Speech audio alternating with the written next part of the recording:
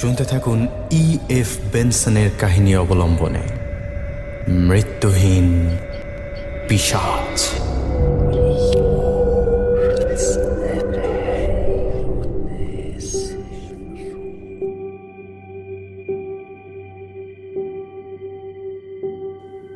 কল্পনা করুন 1947 সালের 15ই জানুয়ারি সকাল সকাল লস এঞ্জেলসের একটি পাবলিক পার্কে নিজের 3 বছরের মেয়েকে নিয়ে ঘুরতে বেরিয়েছেন বছর 40-এর বেটি বার্সিঙ্গার।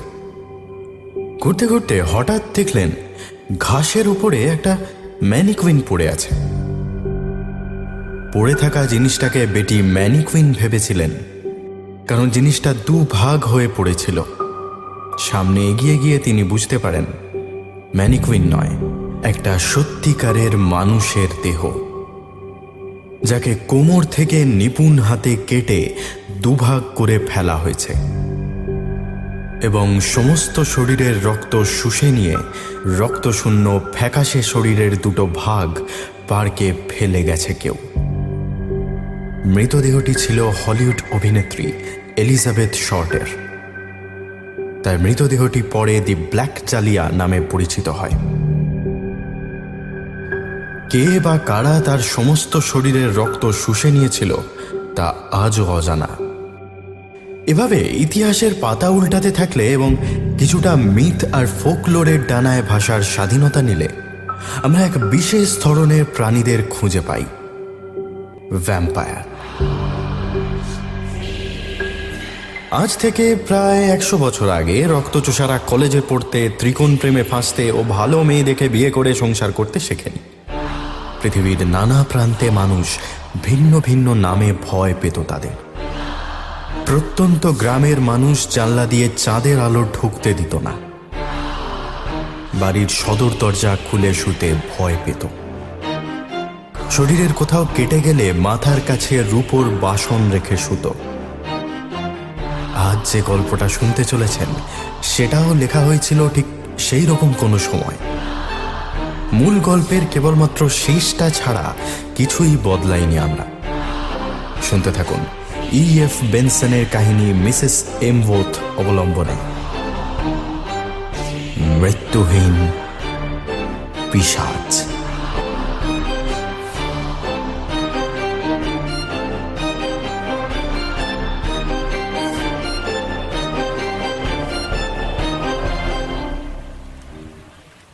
যে ঘটনার কথা বলতে চলেছি সেটা ঘটেছিল সাসেক্সের একটা ছোট গ্রামে। পাহাড়ের উপর পাইন গাছের জঙ্গলে ঘেরা গ্রাম ম্যাক্সলেতে। হলপ করে বলতে পারি, এত সুন্দর নির্জন আর ঘন সবুজ গ্রাম গোটা ইংল্যান্ড ঠুঁটে ফেললেও আর একটাও খুঁজে বের করা যাবে না। লোকজন এখানে চোখে পড়ার মতো কম, ফলে প্রাকৃতিক সৌন্দর্য নির্দ্বিধায় বেড়ে ওঠার সুযোগ পেয়েছে। ম্যাক্সলের রাস্তাঘাট বড় সড়ো। গ্রামের একেবারে মাঝামাঝি একটা পুরনো চার্চ আছে, সঙ্গে লাগোয়া কবরস্থান। এছাড়া গ্রামে অন্য বাড়িঘর বলতে বেশিরভাগই ছোট ছোট কটেজ। তাদের দেওয়ালগুলোতে সব লাল রং করা। উপর থেকে দেখলে বড় রাস্তাগুলোর উপর কদাচিৎ ছোটখাটো কয়েকটা গাড়ি কিংবা পায়ে হাঁটা লোকজন চোখে পড়ে। সব মিলিয়ে জায়গাটা আশ্চর্য রকম শান্ত। একমাত্র শনি আর রবিবার রাস্তায় এক গাদা গাড়ি ঘোড়ার যানজট দেখা যায়। গ্রামটা যেহেতু লন্ডন আর ব্রিজটনের মাঝামাঝি, তাই ওই দুটো দিন এক শহর থেকে আর এক শহরমুখী জনতার ভিড়ে গোটা রাস্তাগুলো কানায় কানায় ভরে ওঠে। ম্যাক্সলেতে ওই লাল ছোট কটেজগুলোর একটাতেই আমি থাকি। এখানকার একটা কলেজে অধ্যাপনা করছি কিছুদিন হলো। তাছাড়া আমার কিছু লেখালেখির শখও আছে। আমার ঠিক পাশের কটেজেই থাকেন ফ্রান্সিস উরকম। ভদ্রলোকের বেশ চোখে পড়ার মতো ব্যক্তিত্ব। এক সময় আমার মতোই কলেজের প্রফেসর ছিলেন। কেমব্রিজ ইউনিভার্সিটিতে মনস্তত্ত্ব নিয়ে পড়াতেন। আপাতত অবসর নিয়ে এই গ্রামে বাসা বেঁধে প্যারাসাইকোলজি নিয়ে গবেষণায় মেতে উঠেছেন।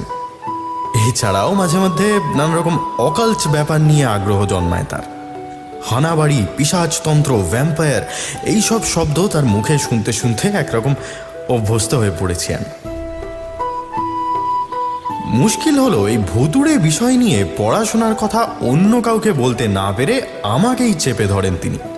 মাঝে মধ্যেই কলেজ থেকে ফেরার পথেই আমাকে পাকড়াও করে নিয়ে নিজের কটেজে গিয়ে তার জ্ঞানের ঝাঁপি খুলে বসেন। সাবজেক্টের অন্তঃসার কিছু থাক আর নাই থাক, ভদ্রলোকের বলার গুণে এই কদিনে আমারও কিছু আগ্রহ জন্মেছে এই সব নিয়ে।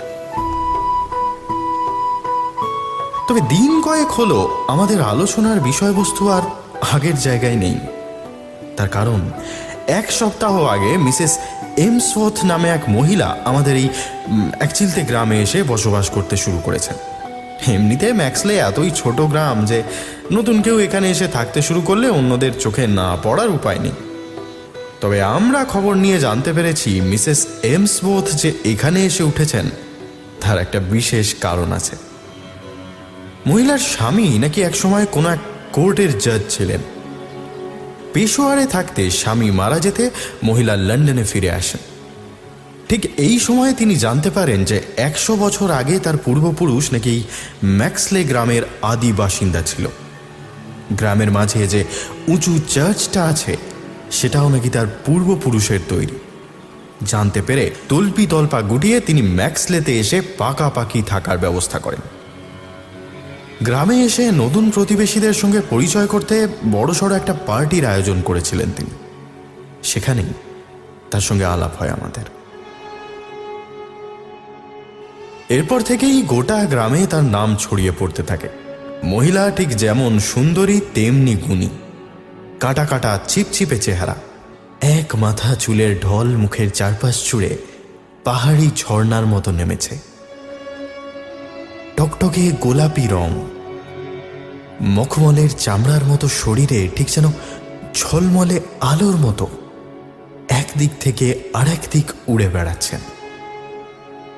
চোখের দুদিকে টেনে কাজল পরেন মহিলা, সর্বদা হাসি খুশি মুখ, সারাক্ষণই একটা তারুণ্যের লাবণ্য ঝরে পড়ে তার মুখ থেকে। পার্টিতেই হল ভর্তি লোকের সামনে নিজে হাতে পিয়ানো বাজিয়ে গান গেয়ে শোনান তিনি। মহিলার গলার স্বর সত্যি একবার শুনেই প্রেমে পড়ে যাওয়ার মতো।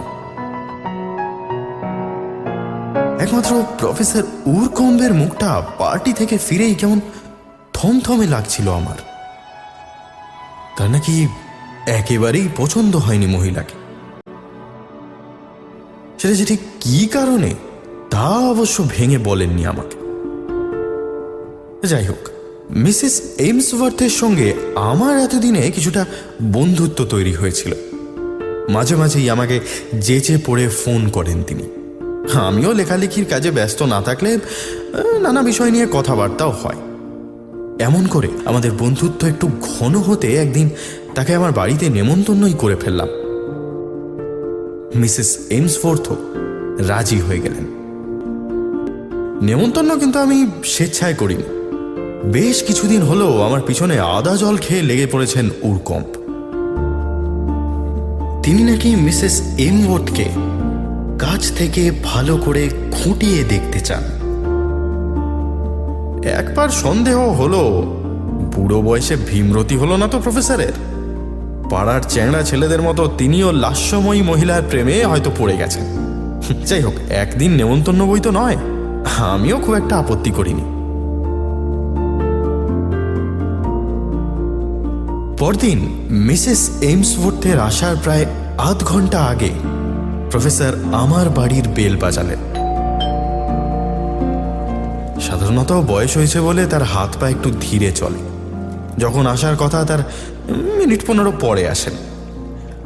আজ তাকে এত তাড়াতাড়ি আসতে দেখে কিছুটা অবাকই হলাম। দরজা খুলে দিতে হন্তদন্ত হয়ে ঘরের ভিতরে ঢুকে এলেন তিনি। আমাকে কিচ্ছু বলার সুযোগ না দিয়েই ঘরের চারদিকটা এক নজরে দেখে নিয়ে সোফায় বসে পড়ে দুটো হাতে মাথা চেপে ধরে কি যেন ভাবতে লাগলেন। আমি তার দিকে এগিয়ে এসে বললাম, কি ব্যাপার প্রফেসর, আজ এত তাড়াতাড়ি? হাতের ভিতর থেকে মাথা তুলে একটা শুকনো হাসি হাসলেন তিনি। তারপর বললেন, অন্যদিন পড়াশোনা করতে করতে লেট হয়ে যায়, আজও পড়ছিলাম, কিন্তু কিছুতেই মন বসছে না। সে কি? আমি তার পাশে বসে পড়লাম। কি নিয়ে পড়ছিলেন? ভ্যাম্পায়ার। আমার দিকে না তাকিয়েই বললেন প্রফেসর, এর যে কত হাজার হাজার উদাহরণ ইতিহাসে ছড়িয়ে আছে সে তুমি না জানলে বিশ্বাস করবে না। আমাদের মুশকিল হলো আমরা পরীক্ষা না করে সবই কুসংস্কার বলে উড়িয়ে দিয়েছি, ফলে সত্যিটা আর কোনোদিনই প্রকাশ হতে পারে। যা কি যে বলেন! আজকালকার দিনে ভ্যাম্পায়ারের কথা বলতে গেলে লোকে হাসাহাসি করে। আমি পকেট থেকে সিগারেট বের করতে করতে বললাম, তুমি ব্ল্যাক ডেথে বিশ্বাস করো? আমার দিকে উজ্জ্বল চোখ তুলে তাকালেন তিনি।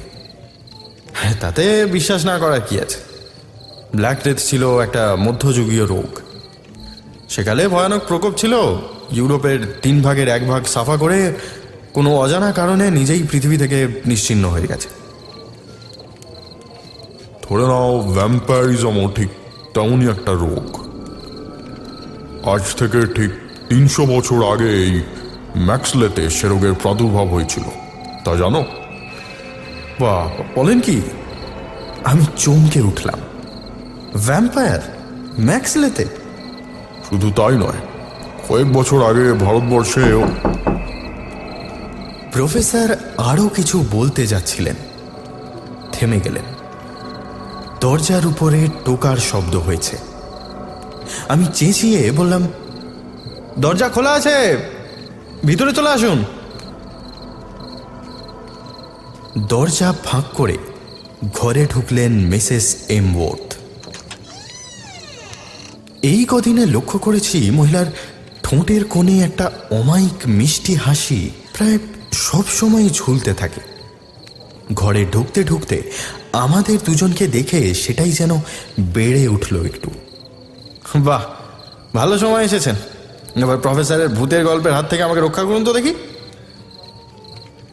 একটা সরল উচ্ছ্বাস ঝরে পড়ল মহিলার মুখ থেকে। আরে তাই নাকি? ভূতের গল্প তো আমার দিব্যি লাগে, আমিও শুনবো। আগন্তুককে মন দিয়ে দেখছিলেন প্রফেসর। উঠে দাঁড়িয়ে বললেন, না না, ঠিক ভূতের গল্প নয়। বলছিলাম যে এই বছরখানেক আগেও ভারতবর্ষের কোনো এক প্রান্তে ভ্যাম্পায়ারিজমে মানুষের মৃত্যু হয়েছে। এমওয়ার্থ প্রফেসরের ঠিক উল্টো দিকের সোফাটায় বসতে বসতে বললেন, যা, এই গল্পটাই কিন্তু একেবারে ভয় পাচ্ছি না, একদম আসারে গল্প।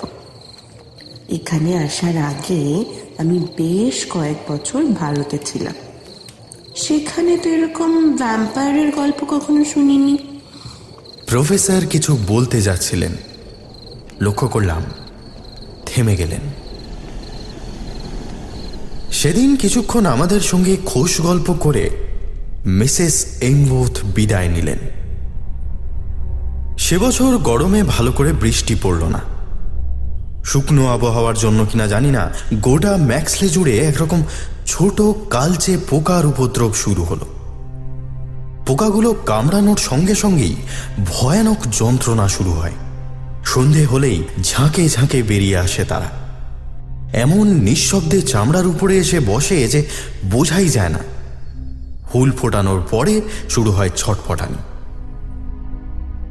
আমরা প্রথম প্রথম ব্যাপারটাকে অতটা গুরুত্ব দিইনি, কিন্তু কিছুদিন পরে মিসেস এমওয়ার্থের মালির বছর 16 ছেলেটা এক অদ্ভুত রোগে ভুগতে শুরু করায় লোকে নড়ে চড়ে বসল।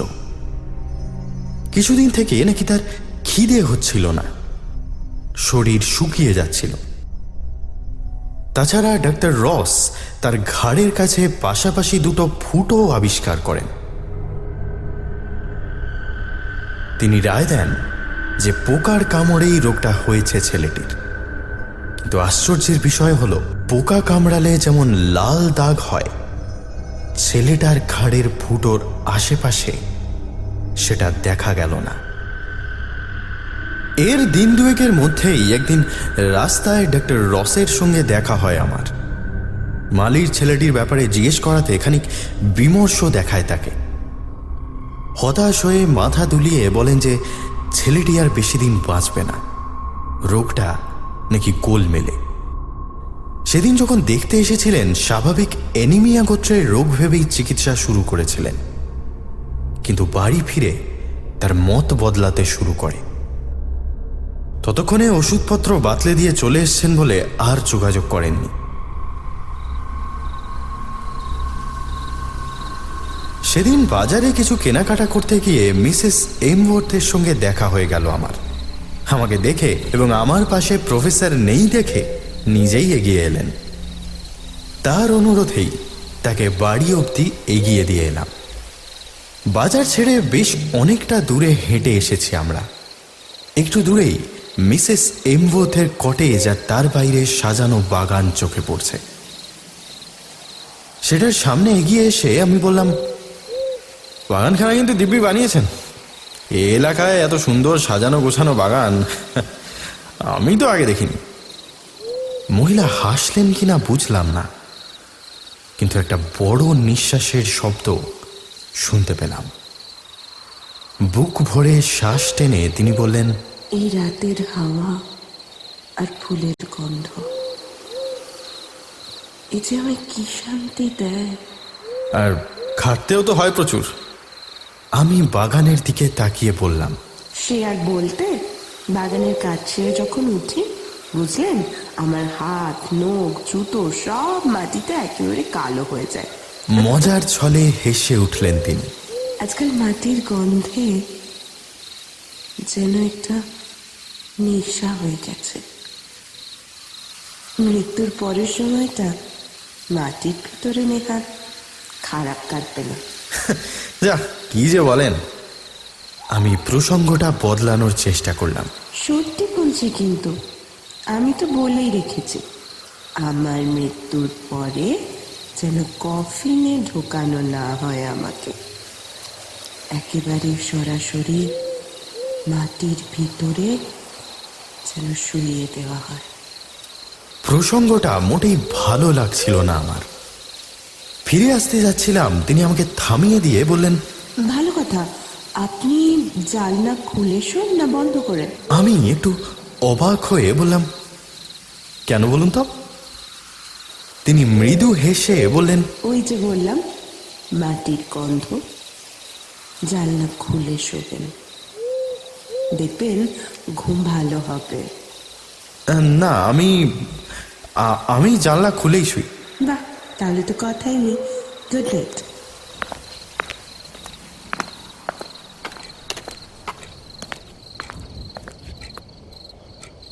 সেদিন রাতে ঘুম আসতে একটু দেরি হলো।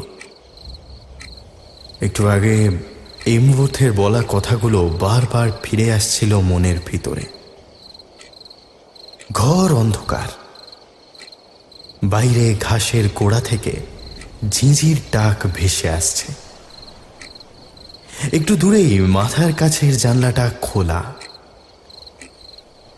বারবার চোখ চলে যাচ্ছিল সেদিকে। মনে জোর এনে একসময় জোর করেই ঘুমিয়ে পড়েছিলাম। মাঝরাতে ভেঙে গেল ঘুমটা, এবং ঘুম ভেঙে ঘরের জানলার দিকে চোখ পড়তেই বুকের ভিতরটা ছ্যাঁত করে উঠল। জানলার কাঠের পাল্লাগুলো এখন বন্ধ। আমার কটেজে আমি ছাড়া কেউ শোয় না। স্পষ্ট মনে আছে, শোবার আগে জানলাগুলো খুলে শুয়েছিলাম। তাহলে আমি যতক্ষণ ঘুমাচ্ছিলাম ততক্ষণে সেগুলো বন্ধ করবে কে? পায়ে পায়ে উঠে দাঁড়ালাম। কটেজের যে ঘরে আমি শুই সেটা দোতলায়। নিচের জানলায় কার্নিশ নেই। কেউ যে একতলার কার্নিশে উঠে বাইরে থেকে জানলা বন্ধ করবে তাও হতে পারে না। জানলার কাছে এগিয়ে গেলাম আমি। কাঠের পাল্লার ঠিক সামনে একটা পাতলা সাদা পর্দা ঝুলছে। এখন গোটা জানলা জুড়ে টানা আছে পর্দাটা। জানলার সামনে দাঁড়িয়ে হাত দিয়ে ঠেলে খুলে দিলাম পাল্লাগুলো। মচমচ করে একটা আওয়াজ করে সরে গেল সেগুলো। এখন শুধু সাদা পর্দাটা আমার চোখের সামনে ওপাশের দৃশ্যগুলো আড়াল করে আছে। মনে হলো পর্দার ওপারে কিছু যেন একটা আছে। ভালো করে তাকাতে বুঝতে পারলাম একটা মানুষের মুখ। হাতের এক টানে পর্দা সরিয়ে ফেললাম, আর সরাতেই আমার ঠোঁটের ফাঁক দিয়ে একটা আর্ত চিৎকার বেরিয়ে এলো। পা দুটো কেঁপে উঠল থরথর করে। জানলার বাইরে শূন্যে ভেসে আমার দিকে চোখ মেলে তাকিয়ে আছেন মিসেস এমভো। একটা মরা ছাগলের মতো চোখের দৃষ্টি তার। মাথাটা উপরে নিচে নড়ছে। দ্রুত সেখান থেকে পাশের জানলার কাছে সরে এলাম। এই জানলাটাও খোলা। এখন একটানে এর পর্দাটা সরিয়ে ফেললাম। এখানেও সেই একই রকম ভাবে ভাসছে এমবোর্থের মুখটা। এখনো একইভাবে আমার দিকে তাকিয়ে আছেন তিনি।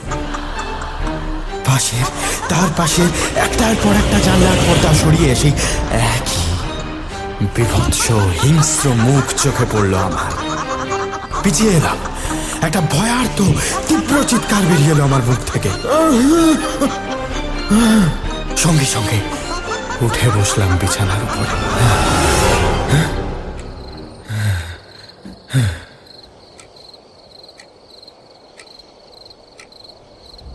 ঘুমটা ভেঙে গেল। জানলাগুলো ঠিক যেভাবে খুলে শুয়েছিলাম এখনো তেমনই খোলা আছে। বাইরে ঘন রাতের আকাশে মিটমিট করে তারা জ্বলতে দেখা যাচ্ছে। সেখানে একটা খোলা হাওয়া জানলা দিয়ে ভেসে এসে স্পর্শ করে যাচ্ছে আমাকে। সেদিন রাতে ঘুম এলো না আর। সারা রাত খোলা জানলার দিকে তাকিয়েই কাটিয়ে দিলাম। হঠাৎ ওই স্বপ্নটাই কেন দেখলাম কে জানে।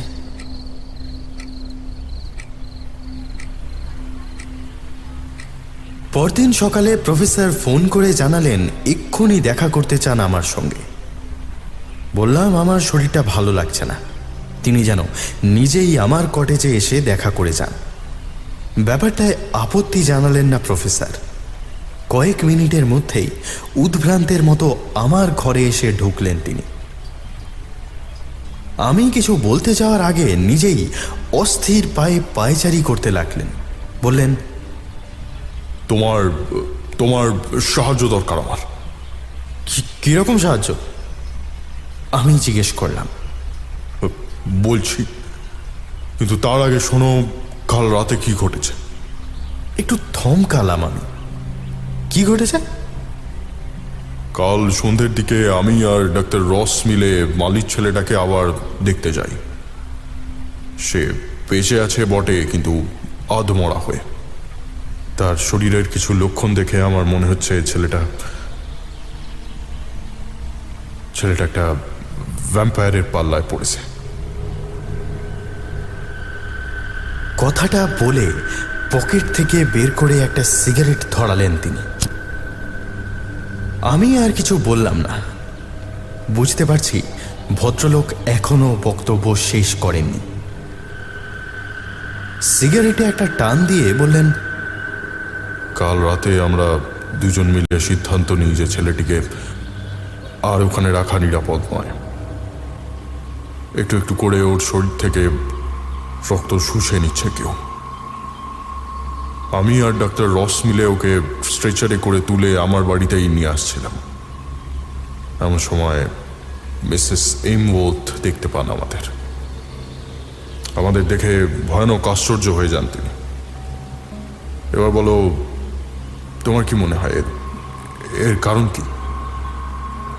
কাল রাতের স্বপ্নটার কথা কেন জানি না মনে পড়ে যায় আমার, কিন্তু সেটার রেশ মুখে আসতে না দিয়ে বলি, আমি কি করে জানব?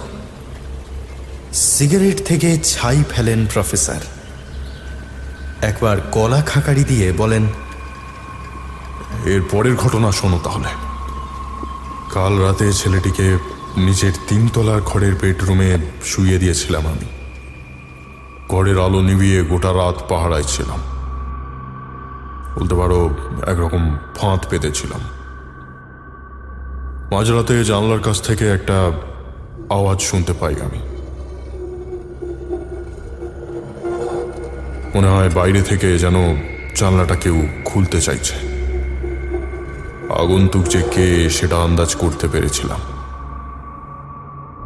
তবে যেই হোক না কেন, সে আমার কটেজের দোতলার জানলার কাছে ভাসছিল। আমি ঘরের ভিতর থেকে বেরিয়ে কম্পমান পায়ে করিডোর দিয়ে হেঁটে বারান্দার গ্রিলের ফাঁক দিয়ে তাকিয়ে মুখটা দেখতে পাই মিসেস এমওয়ার্থ।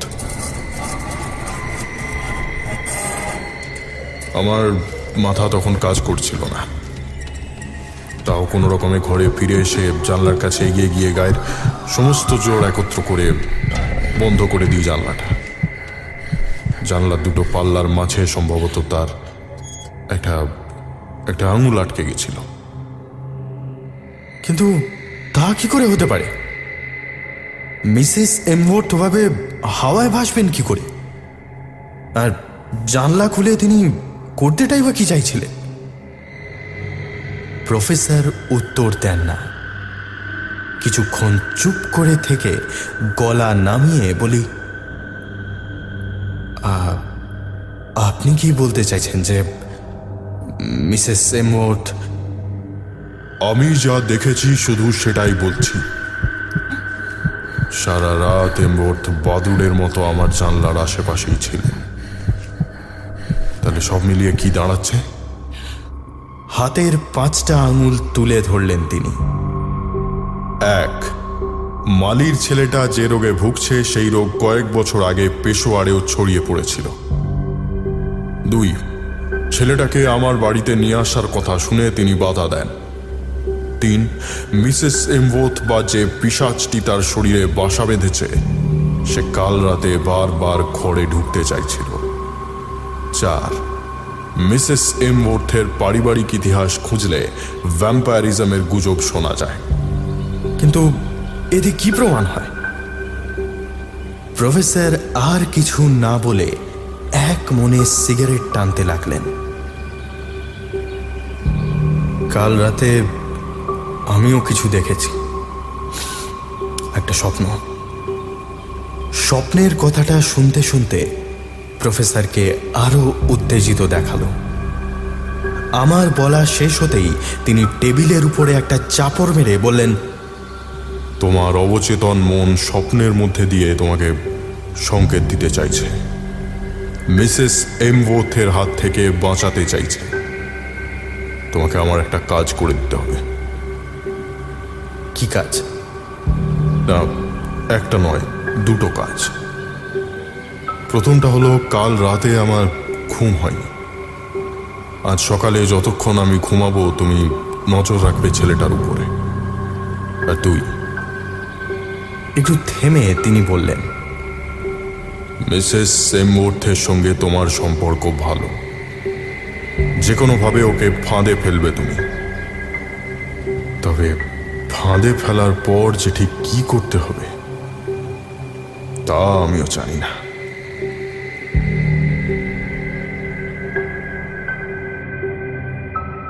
এরপর 2 দিন এইভাবেই কাটল। এর মধ্যে আমি আর প্রফেসর পালা করে পাহারা দিয়ে গেছি ছেলেটাকে। ছেলেটার স্বাস্থ্য এই 2 দিনে চোখে পড়ার মতো বদলে গেছে। এখন বিছানার উপরে উঠে বসতে পারছে সে। 3 দিনের দিন সকালে আমি প্রফেসরের কটেজ ছেড়ে বেরোনোর তোড়জোড় করছিলাম। প্রফেসর ছেলেটার পাশে বসে একটা বইতে মুখ গুঁজেছেন। এমন সময় নিচ থেকে বেয়ারা এসে জানালো প্রফেসরের সঙ্গে একজন দেখা করতে এসেছেন।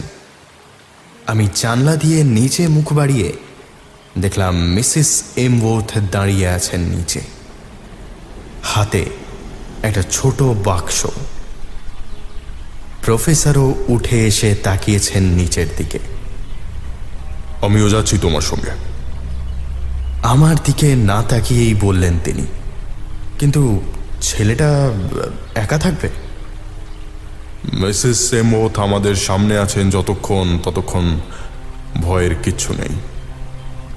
আমরা দুজনেই সিঁড়ি দিয়ে নিচে নেমে এলাম।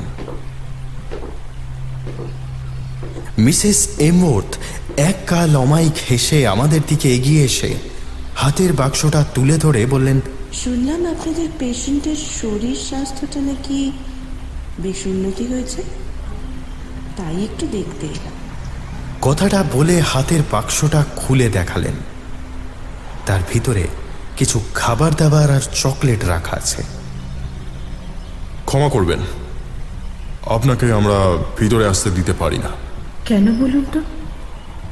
কথাটা বলে আমাদের দিকে কিছুটা এগিয়ে এলেন তিনি। কারণটা আপনিও জানেন, আমরাও জানি। প্রফেসরের গলার আওয়াজ পাথরের মতো শান্ত, কিন্তু আমাদের উল্টো দিকে দাঁড়িয়ে থাকা মিসেস এমওয়ার্থের মুখে এখন নতুন রং লাগতে শুরু করেছে। একটা খয়েরি কুয়াশায় যেন ঢেকে যাচ্ছে তার মুখ। একটা হাত মুখের সামনে তুলে ধরে ক্রমশ পিছু হাঁটতে শুরু করেছেন তিনি। ক্রমশ পিছিয়ে যাচ্ছেন রাস্তার দিকে। সেখান থেকে মধ্যে মধ্যে তীব্র বেগে ছুটে যাচ্ছে কয়েকটা দ্রুত গতির গাড়ি, কিন্তু গাড়ির দিকে খেয়াল নেই তার। আমাদের দিকে স্থির চোখ রেখে পিছিয়ে চলেছেন তিনি। একটা তীব্র হর্নের শব্দ, পর মুহূর্তেই একটা তীক্ষ্ণ আর্তচিৎকার।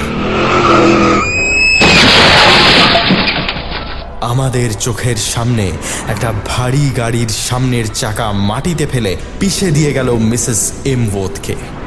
তারপর আর একটা চাকা।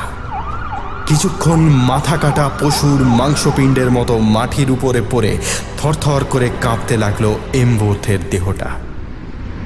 তারপর রক্তক্ষরণ থেমে যেতে স্থির হয়ে গেল।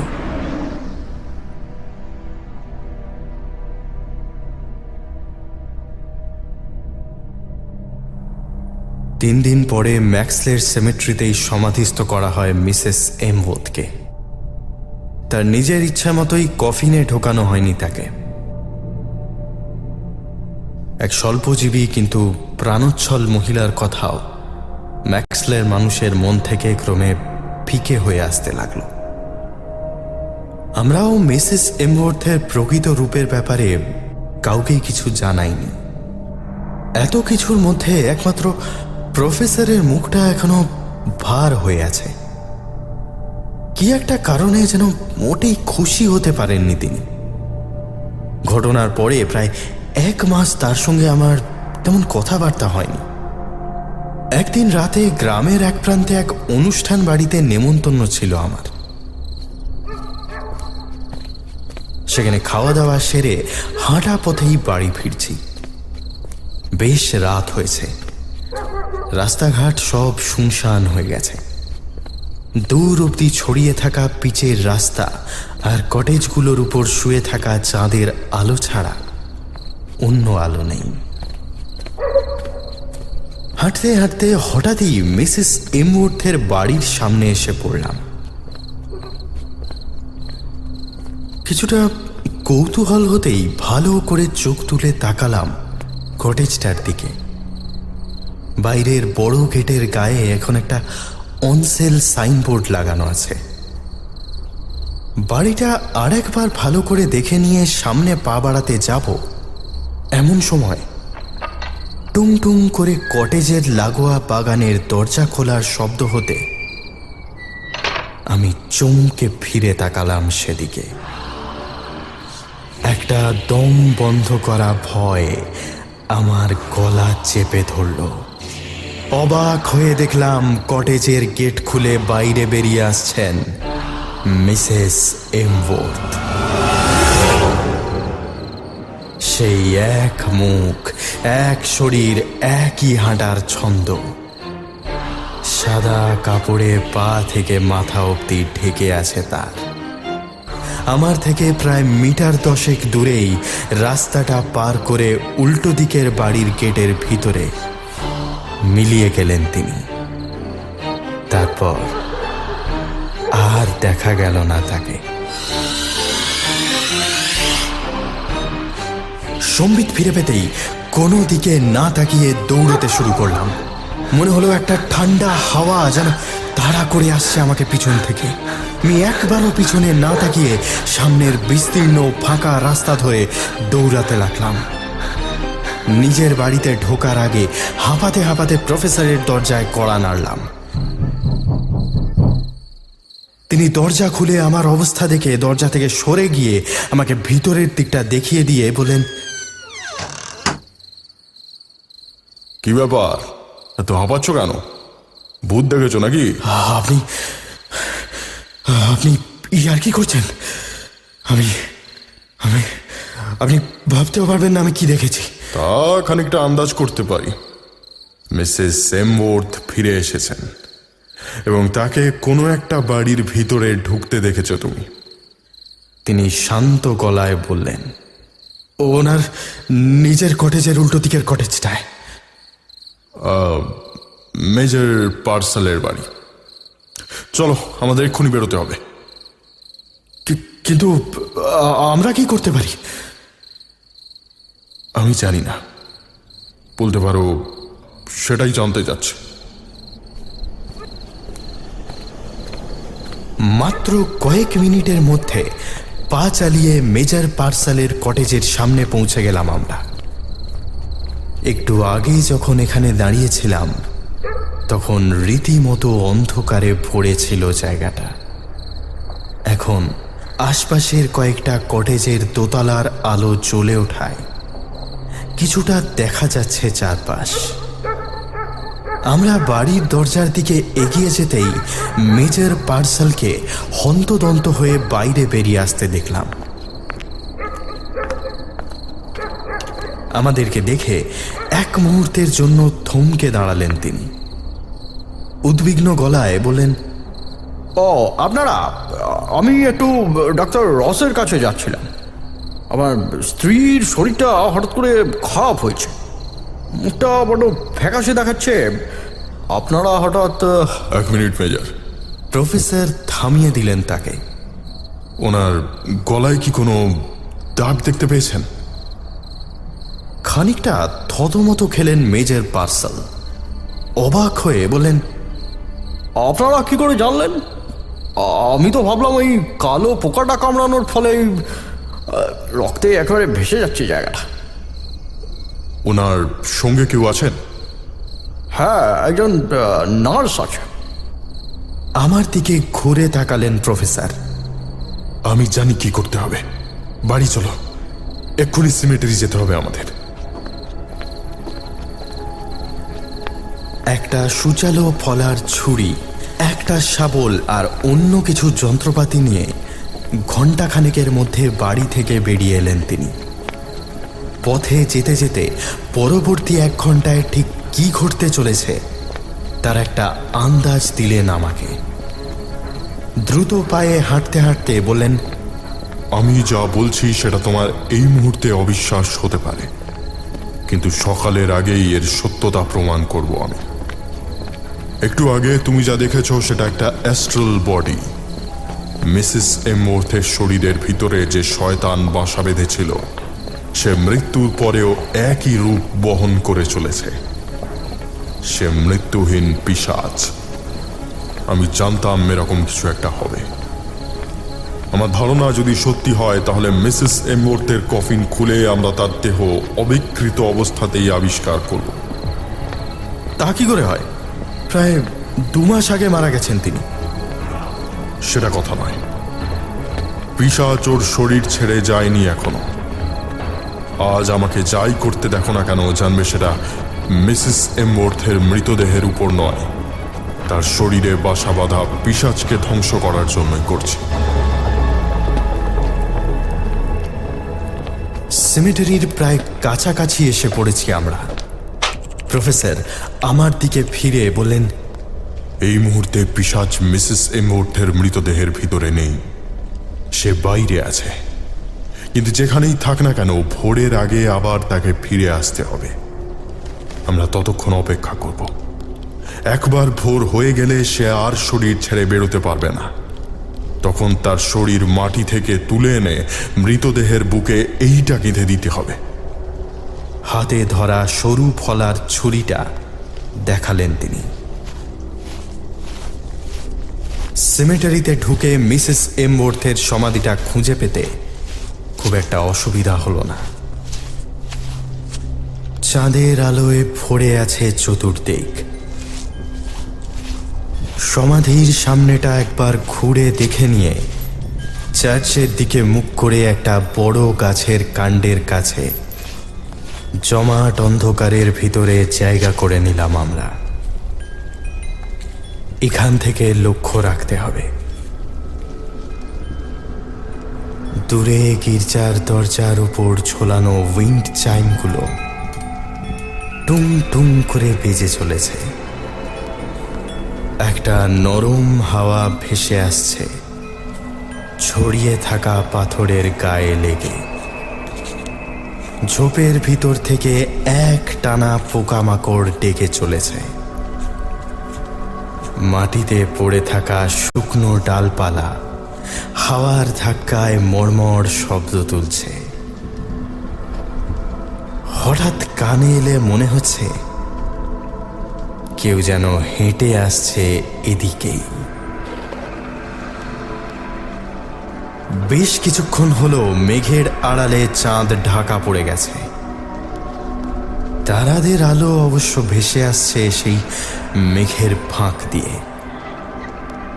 ক্রমে দূরের কোনো বাড়ির ঘড়িতে ভোর 5টা বাজল।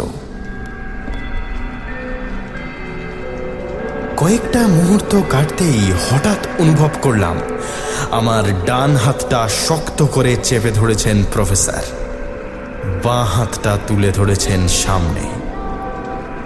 আমি সেই আঙুলের সোজাসুজি তাকালাম। ছড়িয়ে থাকা সমাধি পাথরগুলোর মাঝে একটা ফাঁকা জায়গায় এসে দাঁড়িয়েছে একটা সাদা কাপড়ে ঢাকা মূর্তি। ঠিক যেন হাওয়ার উপরে ভেসে আসছেন তিনি। কোনো দিকে মুখ না ফিরিয়ে একটা বিশেষ সমাধি লক্ষ্য করে এগিয়ে আসছেন। আমার কপাল ঘামে ভিজে উঠল। মিসেস এমওয়ার্থ, তার ঠোঁটের কোণে পরিতৃপ্তির হাসি। কিছুটা রক্ত গড়িয়ে পড়ছে কষ বেয়ে। একটা হাত দিয়ে সেই রক্তটা মুছে নিলেন তিনি। তারপর আকাশ ফাটানো উন্মাদ পৈশাচিক হাসিতে ফেটে পড়লেন। হাত দুটো তুলে ধরলেন আকাশের দিকে। সেইভাবে হাসতে হাসতেই একটু একটু করে তার শরীরটা মাটির নিচে নেমে গেল। সাবধানে এসো। প্রফেসরের সঙ্গে উঠে গিয়ে মিসেস এমওয়ার্থের শরীরটা ঠিক যেখানে মাটিতে মিশেছে সেই জায়গাটার কাছে গিয়ে দাঁড়ালাম আমরা। মাত্র 2 মাস আগেই খোঁড়া হয়েছিল মাটিটা, ফলে এখনো মাটি শক্ত হয়ে যায়নি। কোদালের কোপে খুব তাড়াতাড়ি মাটি উঠে আসতে লাগলো। একটু একটু করে ভোরের আলো ফুটতে শুরু করেছে। প্রায় প্রায় 6 ফুট মাটি খোঁড়ার পর একটা কাঠের পাটাতনে শাবল আটকে গেল আমাদের। প্রফেসর সুচালো ছুরির ডগাটা দিয়ে পাটাতনের একটা দিকে চার দিতে সেটা কিছুটা উঠে এলো মাটি থেকে। আমি রুদ্ধশ্বাসে দেখলাম শক্ত মাটির উপরে যেখানে শুইয়ে দেওয়া হয়েছিল সেইখানে একইভাবে শুয়ে আছেন মিসেস এমবোথ। তার মুখে এখনো মৃত্যুর ছাপ লাগেনি, যেন এইমাত্র জেগে উঠবেন তিনি। আগের থেকে আরো বেশি জীবন্ত দেখাচ্ছে তার মুখ। একটা মৃদু হাসির ছোঁয়াও লেগে আছে ঠোঁটের কোণে। প্রফেসর বড় করে একটা নিঃশ্বাস নিয়ে শক্ত হাতে ছুরিটা আমুলে বসিয়ে দিলেন তার বুকের বাঁদিকে।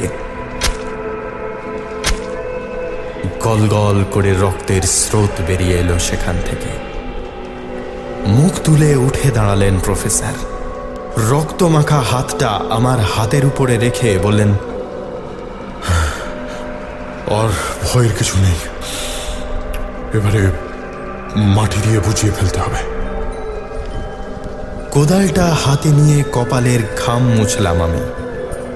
প্রফেসর একবার আড়মোড়া ভাঙলেন। একটু দূরে ঝিঁঝির আওয়াজ এখন থেমে আছে। আকাশের বুক চিরে আবার চাঁদ উকি দিয়েছে। তার রূপলি জ্যোৎস্না বিছিয়ে আছে কাঠের পাটাতনের উপর। হাতে শক্তি সঞ্চয় করে আমি আবার কোদালটা তুলে নামিয়ে আনতে গিয়েও থেমে গেলাম। প্রফেসরের দিকে তাকিয়ে বললাম, আচ্ছা, একটা ব্যাপার খটকা লাগছে জানেন। কি ব্যাপার? মেজর পার্সেল বললেন উনি ঘরে একটি নার্সকে রেখে ডাক্তার রসকে ডাকতে যাচ্ছিলেন। হ্যাঁ, আমিও তো তাই শুনলাম। কিন্তু ওনার স্ত্রী আগে অসুস্থ ছিল না, আজ রাতেই হয়েছেন। হ্যাঁ, সেই জন্যই তো ডাক্তার ডাকতে যাচ্ছিলেন। না, আমার প্রশ্ন তা নয়। তাহলে? যেখানে এখনো ডাক্তারকে খবর দেওয়া হয়নি, সেখানে একটু আগে অবধি সুস্থ ছিল এমন মানুষের কাছে নার্স আসবে কি করে?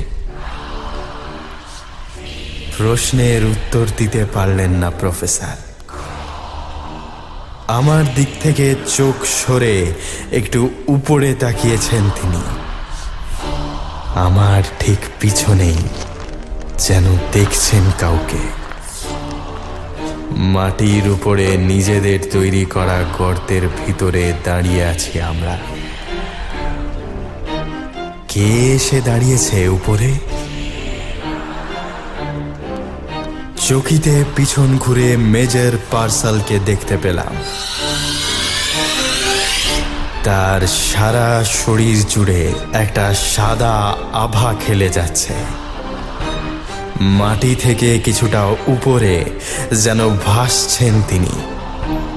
কয়েকটা হিস হিসে শব্দ বেরিয়ে এলো তার মুখ থেকে। তার কবর খুঁজছেন? অবিকল মিসেস এমবোথের গলা। একটা চাপা হাসি খেলে যাচ্ছে তার ঠোঁটের কোণে। নিজেদের নয় তো? আমি পিছিয়ে আসতে গেলাম। প্রফেসরের হাত মৃত চামড়ার মতো ঠান্ডা হয়ে আছে।